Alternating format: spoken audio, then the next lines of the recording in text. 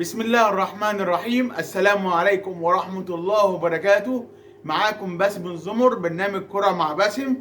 أول حاجة، كل سنة والشعب الجيش المصري طيب، وسعادة الرئيس عبد الفتاح السيسي طيب، والشعب المصري طيب بمناسبة ذكرى حرب أكتوبر.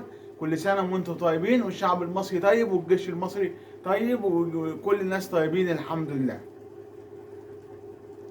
النهارده حصلت ظاهرة جديدة، ديربي القاهرة بس بشكل مختلف. ديربي القاهرة ظهر بشكل جديد، ديربي القاهرة ظهر نكهة جديدة، ديربي القاهرة ظهر بكل جديد، بالكرة النسائية بين القطبين الأهلي والزمالك. قدر يفوز الأهلي النهارده 2-1 للزمالك بالكرة النسائية. بالاسبوع الاول من الدوري العام للكره النسائيه، اول مره اشوف النهارده القطبين يلعبوا الكره النسائيه. ظاهره جديده علينا، كنا ما بنشوفش بس الظاهره دي غير كل فين وفين في فيلم واحد بتاع رامز جلال وام سمير غانم، غش الزوجيه. بس النهارده حقيقيه على ارض الواقع. النهارده ديربي القاهره بالنكهه الكره النسائيه. الله على الماتش النهارده، نحلل بقى الماتش عشان النهارده كان كل الناس مشدوده. النهارده الماتش كان متوسط جدا. قدر الاهلي يكسب 2-1.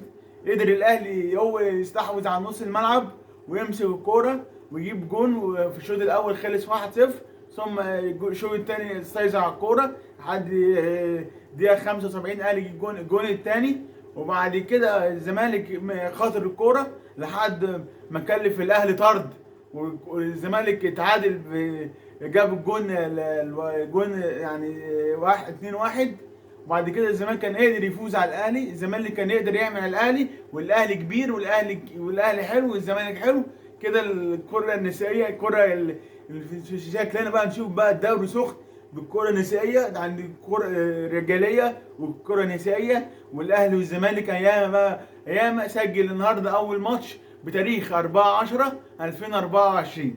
كده الكره النسائيه. شكرا. كل الجديد مع باسم الزمر وبرنامج الكره مع باسم. شكرا، سلام.